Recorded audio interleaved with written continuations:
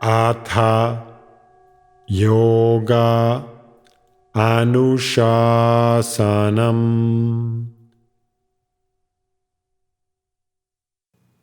Namaste. Welcome to Unravel the Thread, a podcast for people who want to apply the Yoga Sutras to yoga practice and to life today. Available online at simple-yoga.org, where you can also find videos for practice, dozens of articles, videos for chanting, and guided meditations to enrich your practice. I am Ruben Vasquez, your companion on this journey of exploration. I am grateful for your comments and questions. It really makes my day to know that Unravel the Thread is making a difference in your practice and in your life. This podcast presents excerpts from the book Unravel the Thread, the complete guide for living the Yoga Sutras today. If you love the podcast and want to support my work as an independent content creator, on the simple-yoga.org website, you can easily donate to keep the podcast going. On today's episode, we continue our exploration of Chapter 4 of the Yoga Sutra with Sutra number 15, that says, "The object remains consistent regardless of being observed by different minds or by one mind in different states. In other words, the object exists independently of individual perception." This group of sutras offers arguments to counteract other philosophical positions active at the time that the Yoga Sutra was compiled. This is part of a tradition of debate as a healthy exchange of ideas to clarify one's own perspective and understanding of the world. This sutra states that rather than the world being created by perception, the world is real. It exists even when it is not being perceived.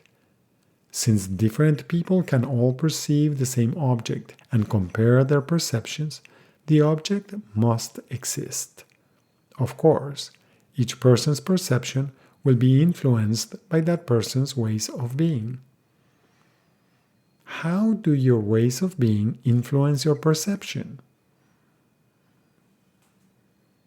Are there some aspects of your life that remain constant?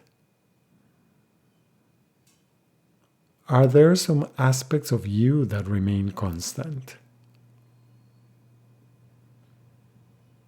More importantly, as you deepen in the exploration of this sutra, consider what is real in your life. How many stories are you willing to believe? To what extent are your stories real?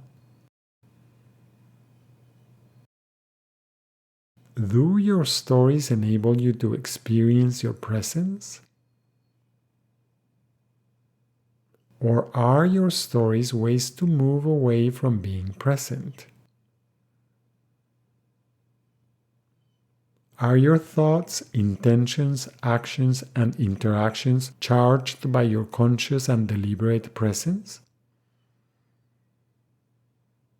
Is your commitment to participating in your life real? How are you putting your commitment into concrete actions?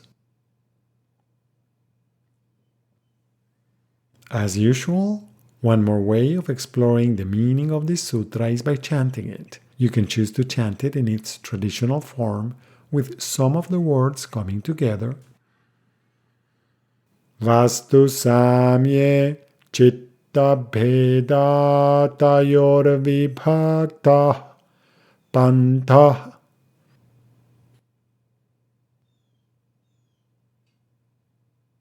Another option is to chant each word in the sutra individually.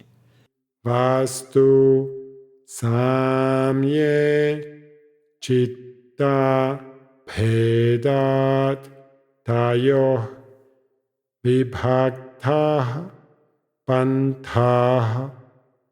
Vastu samye chitta bhedat tayo vibhakta pantha.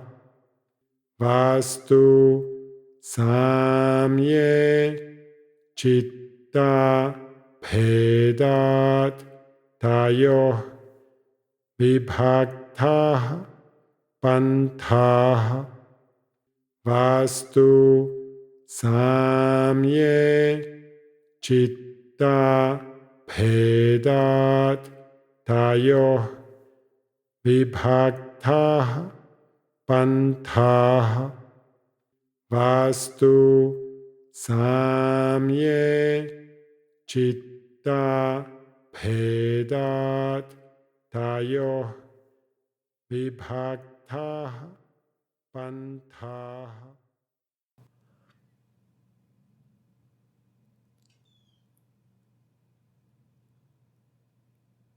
Thank you very much for listening. I hope you can join me for the next episode when we will continue our exploration with Sutra 16 in Chapter 4. If Unravel the Thread is part of your day and you feel generous, I would appreciate it if you could support my work with a donation at simple-yoga.org. Thank you. And thank you also for subscribing, liking, and sharing. Remember that you can have your own copy of Unravel the Thread. Until next time, Namaste.